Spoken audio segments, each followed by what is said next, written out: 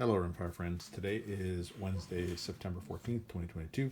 I'm in the shop today with a quick update on the Brno number 4 project.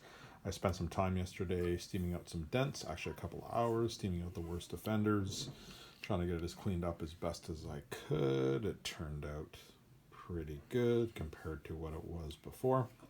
I'm quite happy with it. There's a couple of really bad ones, like this gouge right here is absolutely brutal. I did lighten it up, but it is still pretty bad. There's another one over here. I'm okay with them as there are. You know what, even with a refinish, that would be a tough one to remove. So I'm just going to leave it as is.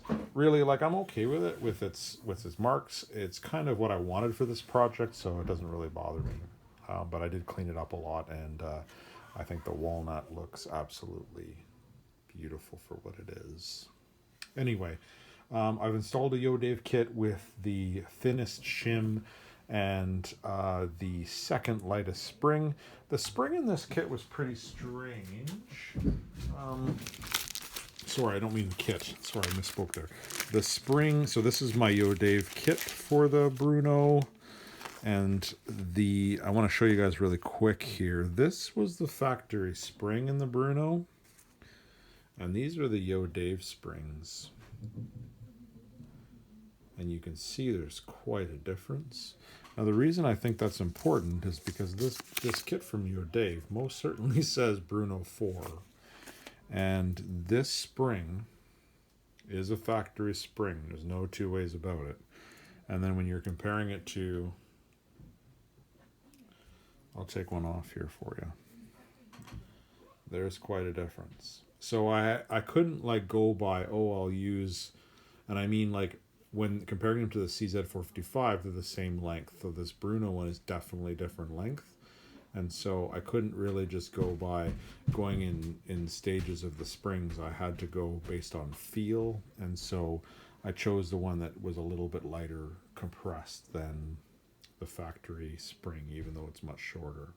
I actually feel that this Brno spring is much softer than a typical CZ455 spring. So I kind of played around with it, but I went with the thinnest shim in the kit I had, and it turned out to be, I think, basically more or less the same pull, maybe like a fraction less, like maybe 10 or 15% less pull, but the creep was reduced. There was a very slight amount of creep, so the thinnest shim was the way to go. So I did that. I didn't film that because YouTube has funny rules when it comes to that sort of thing, so I just, trust me, I put it in, but it's in there. And we'll leave it at that. But the point of this video is I want to talk about something interesting. Is I discovered this rifle I've discovered the whole mystery to this rifle. So this rifle is super rough on the outside, like it lived in a locker with a bunch of chains and loose bolts, and there's all sorts of bumped up marks on it. But inside, it's like mint. There's no marks on the firing pin from travel. The trigger surfaces, like I showed you guys, is absolutely mint, and it's kind of strange. And the reason I think is I discovered when I tried and I checked feeding on this rifle, the rifle wouldn't feed properly. It actually gave me, see if I can find a couple here. Maybe I can't, I'm sorry. Anyway, I checked some rounds, live rounds, and it was shaving each of the bullets, each of the rounds, right at the base when it connects to the rim. There was a strip, and so that's very unusual for CZ Brno. And so it spent quite a bit of time. I wish I could show you one. I don't know if I have any. Give me a sec. I'll see if I can find one here. Sorry, I'm off camera there. I'll try to find it. I thought I kept them.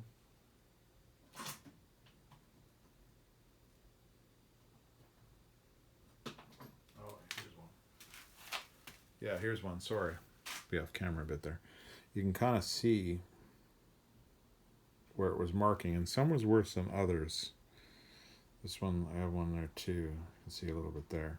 So it was scraping, and so I thought, well, it's the magazine that's scraping, because sometimes rimfires will, when you have live rounds, sometimes if you have incorrect bolt pressure, when the round feeds like this, the rim will scrape the corresponding round below it as it feeds. So I thought at first that's what it wasn't, but it wasn't actually. And I think that's why this rifle has so little use, but so much misuse on the outside. What it actually turned out to be is a very rare thing when it comes to Brnos and CZs. The actual, let me get a pointer here.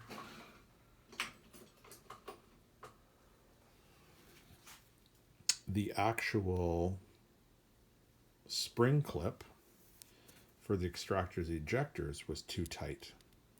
And so what that was causing it to do was it was causing the extractors and ejectors to squeeze too tight. And so when the round would fit up in here, the magazine follower pressure wasn't enough for it to fit up all the way into battery position where it could basically float right into the chamber.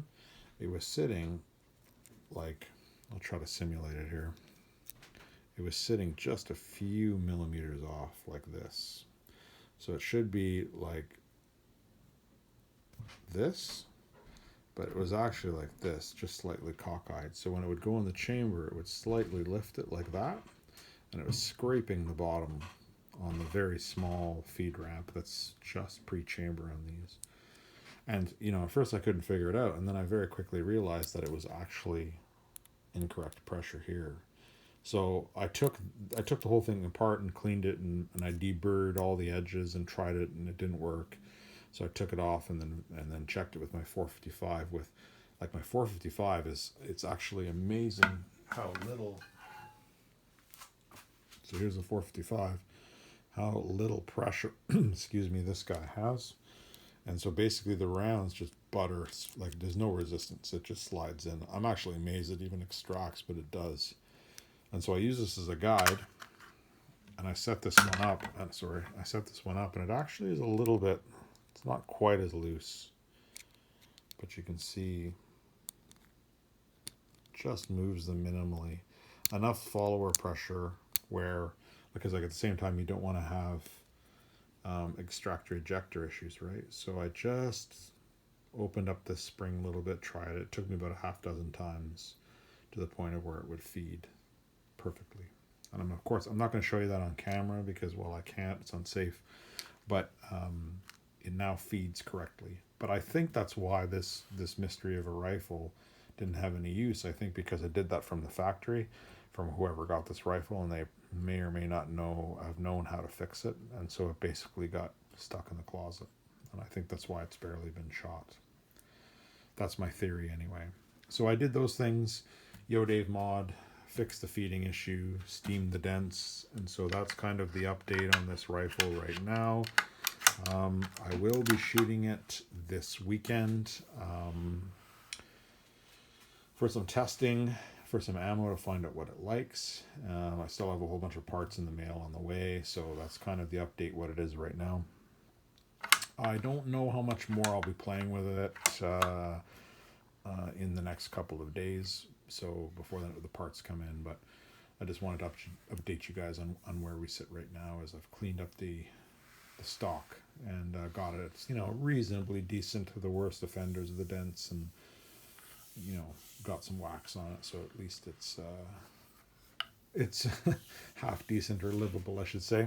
Excuse me. And I got the Yo-Dave in it and fixed the feeding, which was the biggest thing for me because I can't have a rifle that doesn't feed. And of course, like, the bolt is absolutely super smooth and much better than it was before. So I've got some oil and heavy grease on the cam surfaces, and just been kind of playing with it and working with it. And of course I'll take it to the range on, I believe it's Sunday, and I'll put a couple hundred rounds through probably the ammo testing, and then we'll see. The point of that is we'll see where the wear marks are, and so when we come back for disassembly, we can see what areas we need to focus on to start smoothing, because each rifle is like a blueprint with its wear patterns, and we can kind of work with those and lighten up the action, and I'll show you guys that then. But anyway, I wanted to quickly show you the update of the steaming of the dents, and I cleaned it up quite a bit, except for the absolute worst offenders that I cannot get out without sanding. It took me a couple of hours, Like I said, there's a couple of really nasty ones, but it's definitely better. Like that guy right there. Nothing I can do about that. But I cleaned up the absolute worst scarring, I think. I'm going to get my lovely wife to also give me a hand with setting up the Arca rail to drill it, because she's got a much better eye than I do for precision. So we're going to line it up and we're going to drill some slots with the Arca rail. I'm going to be putting the same one on this one that I have in the 455, so we'll just use the one in the 455 as a template, because the other one, so ordering a replacement is going to be a couple weeks out. So we'll use it as a template. I'll get some holes drilled. I'm going to use T-nuts, the same as the Manor stock, just for security. So we'll probably have 2 holes, maybe 3, but probably 2 holes to secure it. I'd like to use these, but they'd be a little bit awkward to use, so I think the rail is actually going to go over them, so there might be, I'm not quite sure yet, but she's going to help me with that, so I'll make sure to film that one. But anyway, that's kind of the quick update. Want to thank you guys as always for watching. Any questions or comments, leave them below. Appreciate the feedback, and if not, I will catch you guys for the next one.